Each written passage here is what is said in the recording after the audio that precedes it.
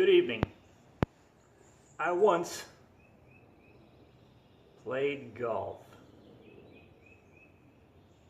Twice. Okay, we got the formalities out of the way now.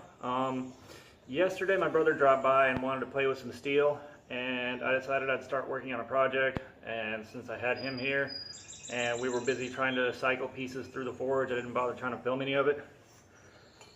But I started working on making the railroad spike tongs, and I've gotten farther than I thought I would given the limitations of my forge size. It's actually treating me very well.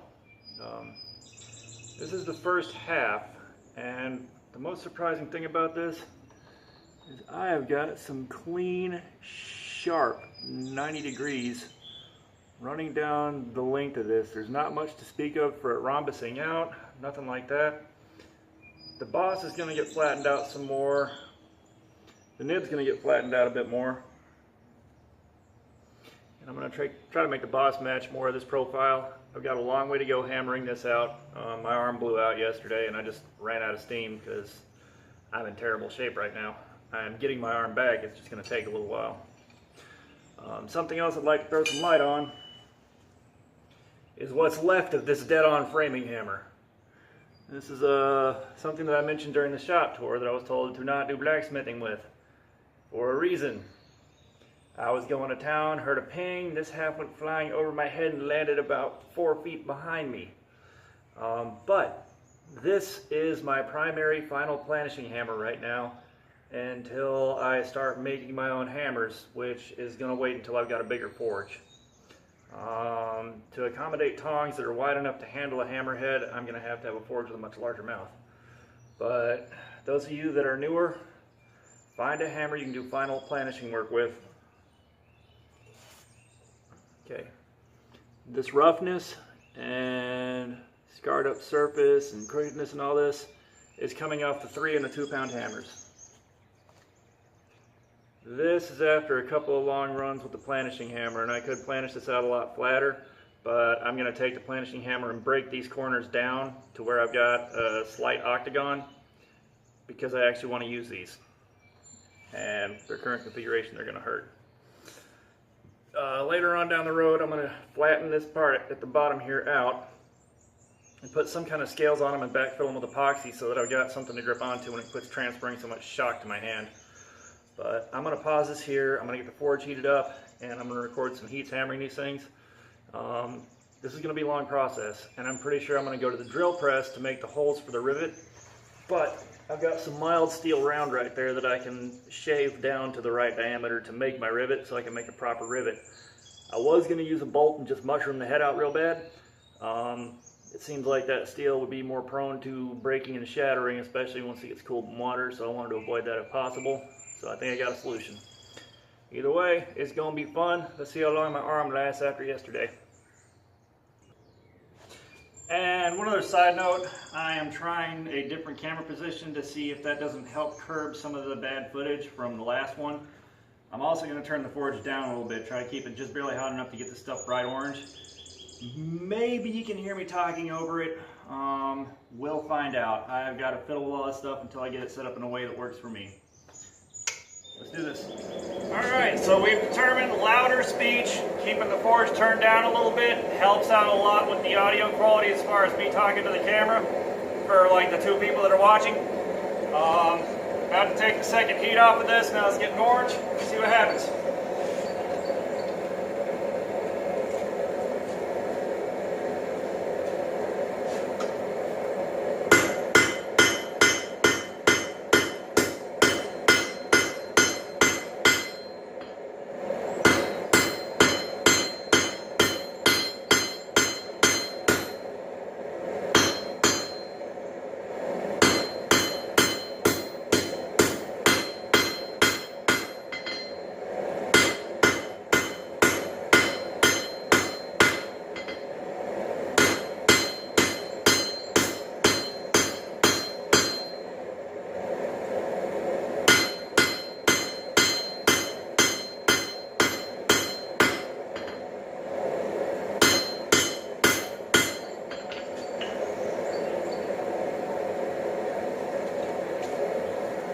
Alright, so right now I'm just trying to draw the second rain out and get them to kind of match, so I can come back and clean both of them up at the same time and keep test fitting until they feel right enough.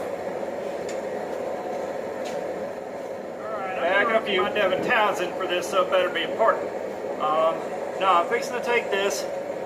I'm going to stay on camera and run a heat with the planishing hammer. And again, this is for like any newer guys watching, just the value of being able to planish well. So I'm going to stick this back in the fire, get one planishing heat on this, and then flip it around and clean up the boss area, get that straight, and get it ready to mash both sides up and get them ready to drill out. We're getting there.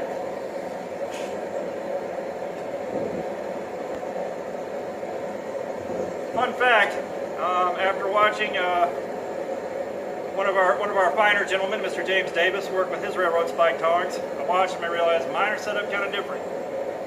These are the Blacksmith's Depot railroad spike tongs, and again, these have treated me very well. I have played with a lot of railroad spike while I was learning this. If you can get or make some railroad spike tongs and just work railroad spike over for a while and learn your hammer control and all that on there, you're basically getting your education for $1 a pop. I mean, kind of can't go wrong there. And the high carbon railroad spike knives look nice and they sell pretty well. I have put some for sale in some galleries, but I was also totally straight up, not high carbon hardenable steel. They will need frequent sharpening. They don't hold their edge as well as a high carbon steel knife. But that's me. I know some guys won't let anything like that out of their shop because they don't want their reputation on the line with low carbon steel. I don't blame them. If I do go back to making those to sell, they will be listed as a novelty item only, and I'll let it at that.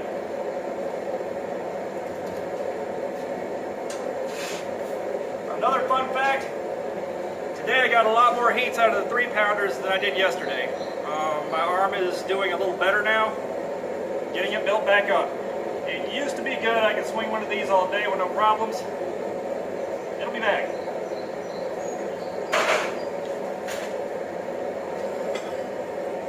And I do not use broken framing hammer or planishing.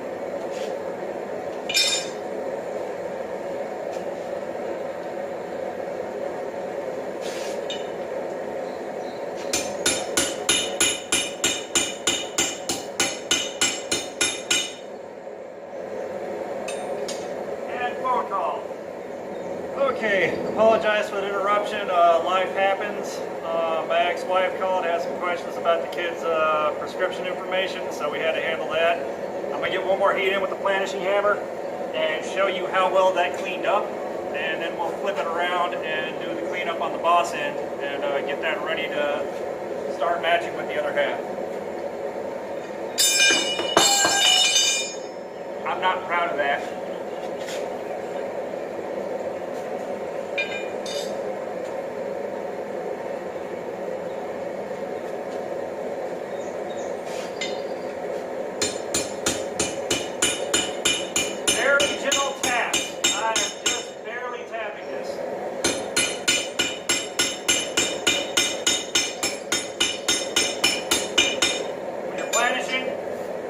Knock excess scale off.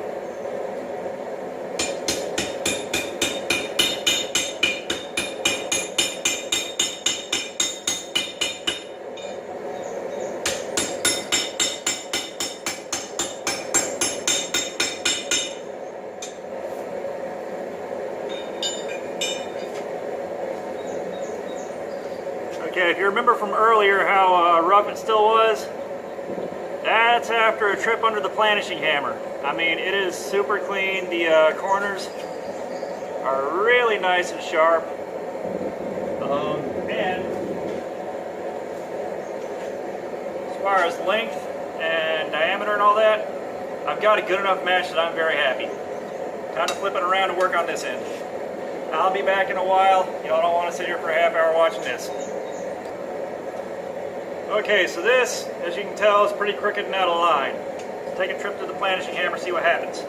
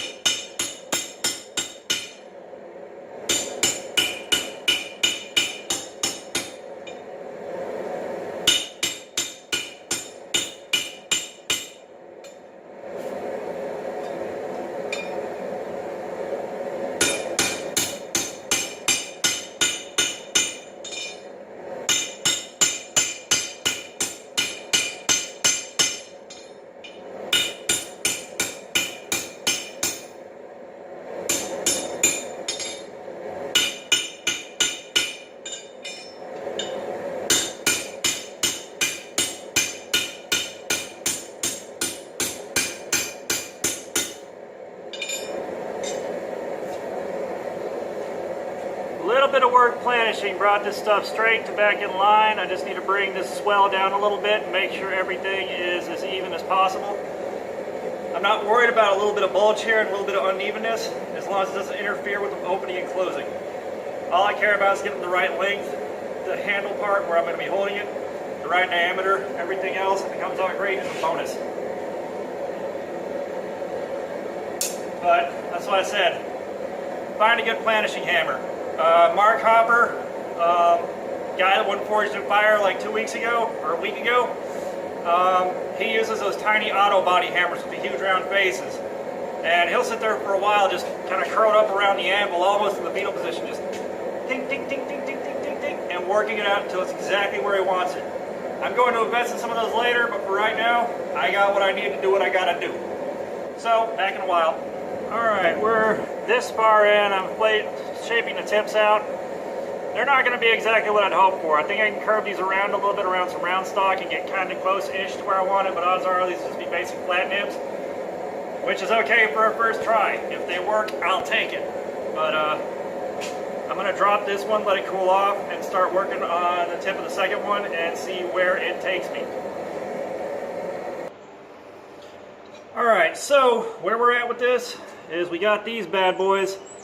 I'm going to take them to the grinder and clean up this area in here on both of these to try to make them fit better and see if they will close up all the way.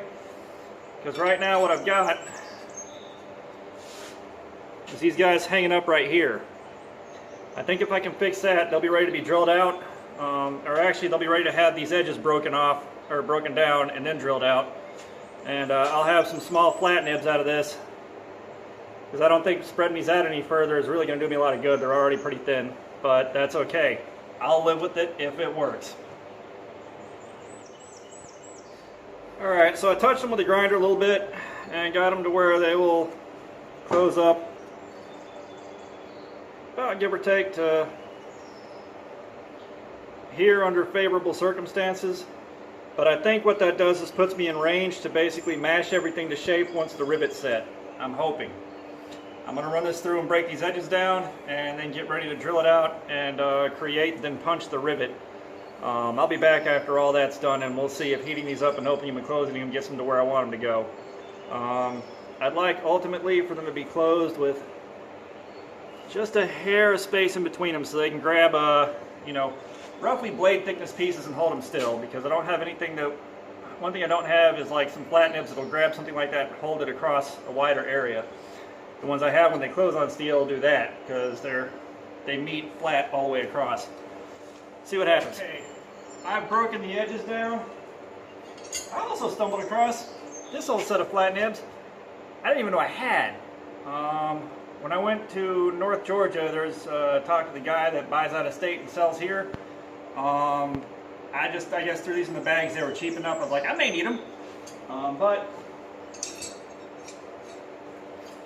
to compare this versus this, these are a little cruder. They're not a perfect match, but they should work.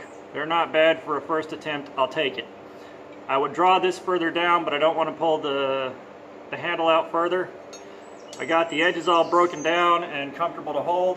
So my next step is to go to the drill press, use my drill press vise for the first time, punch the holes that I'm going to use, and make the rivet. So I'll be back in a while. Alright, so the drill press was the right call for me. That's what I got. And remember the safety Sunday about the drill press vise? That just paid off at least twice. At least twice these things shifted just a hair and grabbed the drill bit, and instead of the thing slinging around and smacking the hell out of me or breaking a finger or something, the weight of the vise just let the belt slip a little bit, so I had time to reach up, flip the switch, reset everything, and pick it back up where I left off. Remember, $20 in equipment for your personal safety is worth it. Do what you can. You'll never be 100% safe 100% of the time, but do what you can, especially when you know you need to do it. I'll be back after I figure out how I'm going to do the rivet. Alright, I'm in the process of making the rivet now that I got those things drilled out. And I got this old piece of ornamental steel that's mild as hell. I'm going to use this because it's going to rivet out well. And right now I'm just drawing a taper down so it'll fit through the hole so I can get triple the length of the total stack of pieces. Back on the 3 pound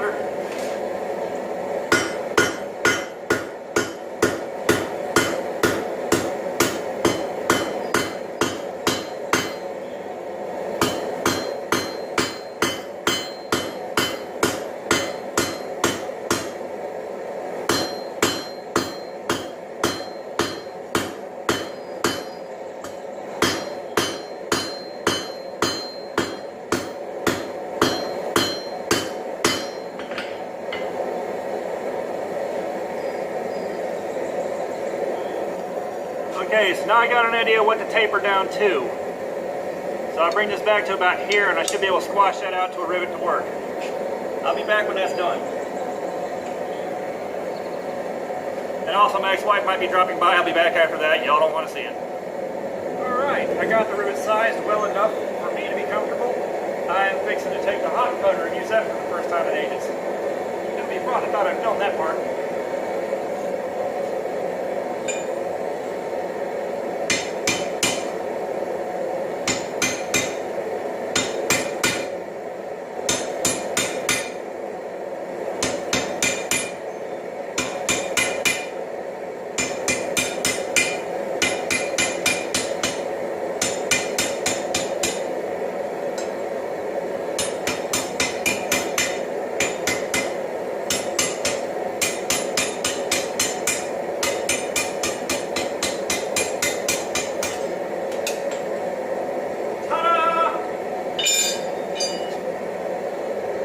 A little out of practice, that cut didn't wind up dead center and it took a lot of work to push it back all the way to one side, but I got it done and I didn't smack the top of the hot cutter. I'll take the win. And yeah, this is going to make the video a little bit long, but I'm going to make an attempt to set this rivet. I'm only making educated guesses of what I'm supposed to do, so this is going to be a doozy. A doozy!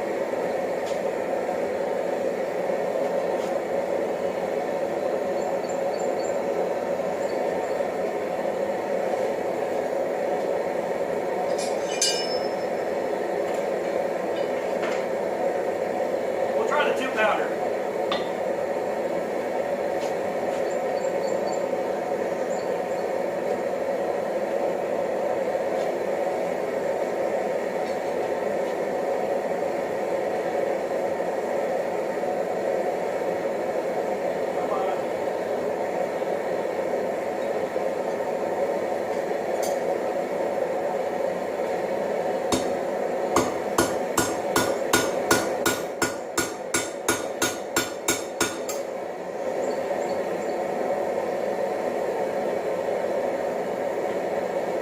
Already not going according to plan.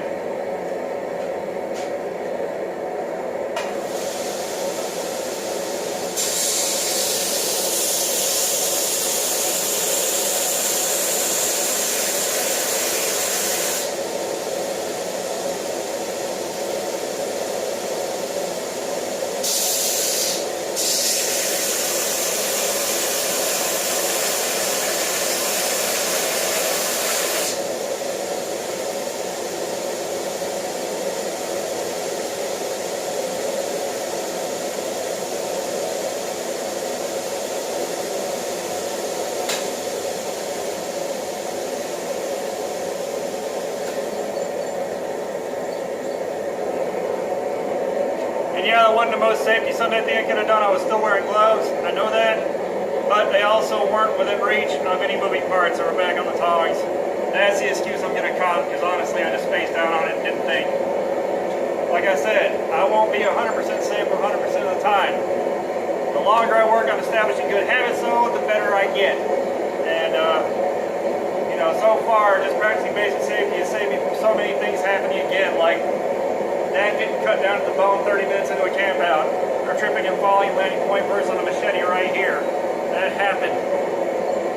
Is that before I was really aware that safety is a thing you should probably observe. It doesn't just take up extra time, it actually provides a valuable service.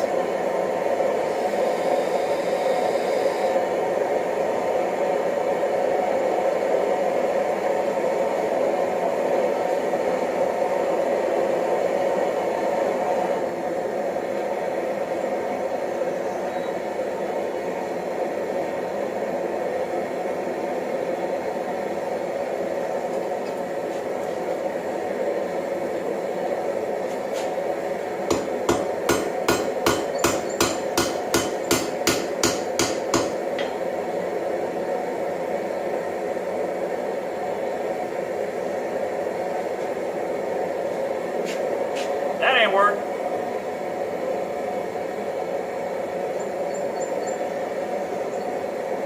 It just been over into a horseshoe.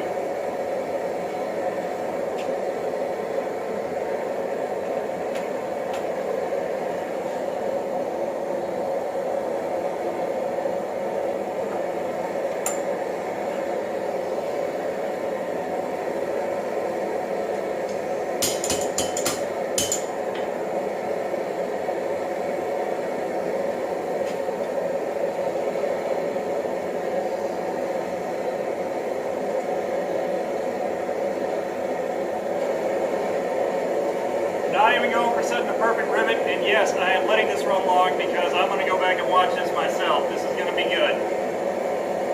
It's already going far enough south that I don't know what I'm going to do with it yet. I'm hoping to just basically mushroom them out far enough that I can hit them on the grinder, shape them down shorter, mushroom what's left out, and then work them against each other and make them start sitting properly.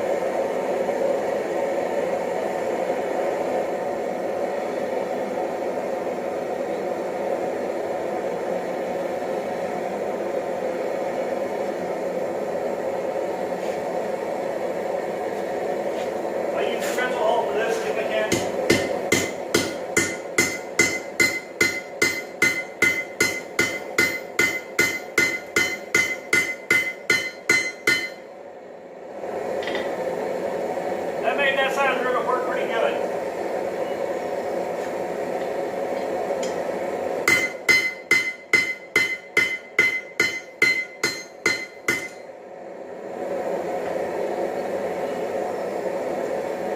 Man, the butt end of an anvil is loud.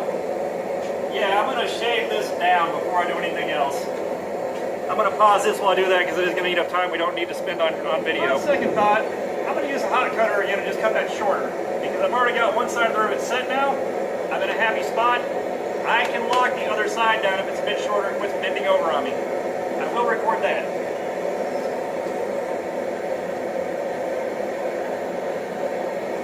I even got a clear spot marked for the hot cut if I can get it on there. And I think I just work two sides and then tip it off and be done. Yeah, see? Yeah, I'm gonna do some hot cutting, see? You're gonna like it. Yeah, see?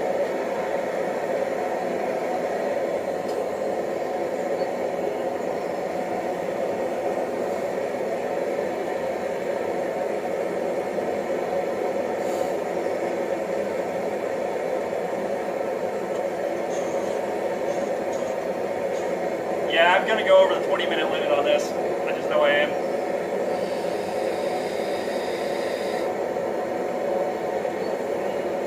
Unfortunately, with the phone calls that have come in and everything else, it's dropped out of the camera app and pulled me into phone, so I don't have, like, all I got is a minute 14 showing on the screen. I don't know exactly how long this has been so far.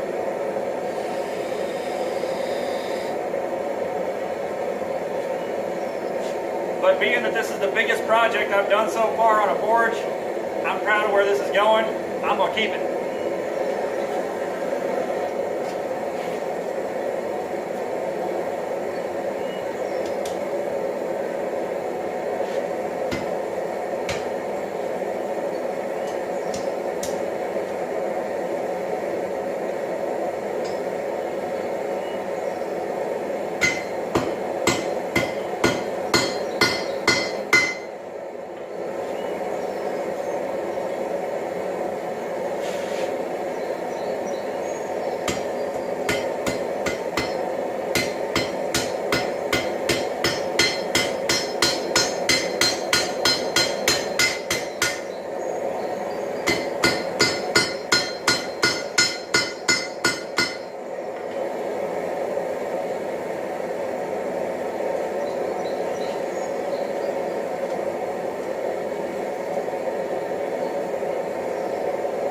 Not a perfectly executed hot cut, but it got me to where I need to be. I'll take it.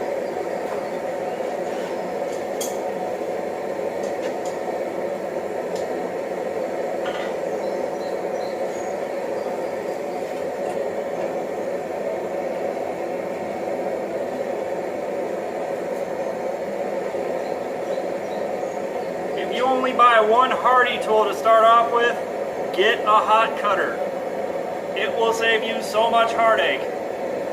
The rest of them, you'll find out what you need as you need them, but I guarantee you need a hot cutter if you have a Hardy hole on your anvil.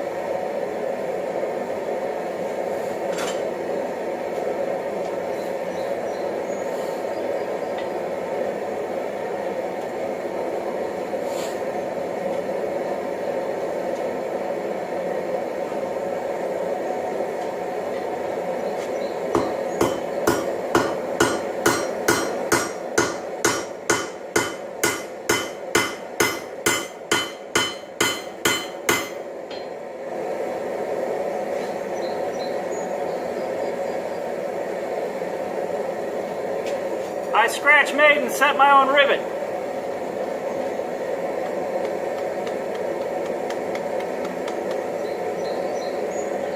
And I've got to work these down hard to create a better bypass so that they'll close all the way.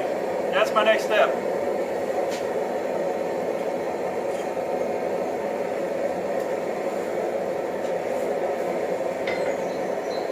I was not sure I could do this without having somebody more knowledgeable than myself present to tell me where I was going wrong.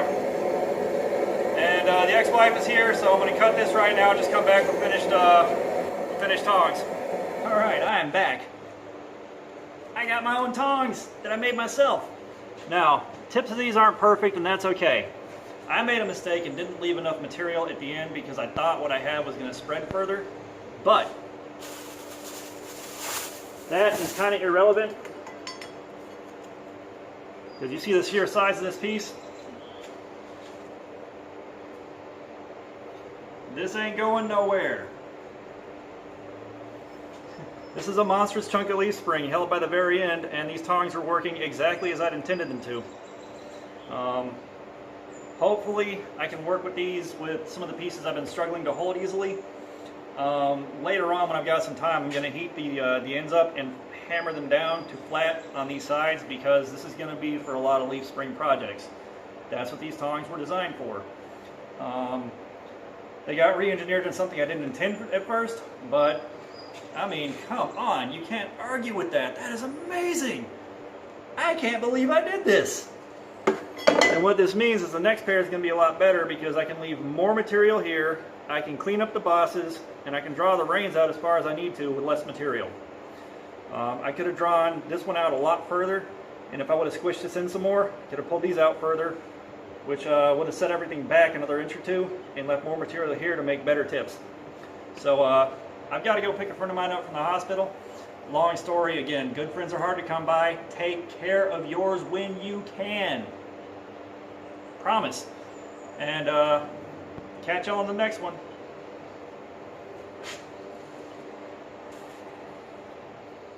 And he's calling now.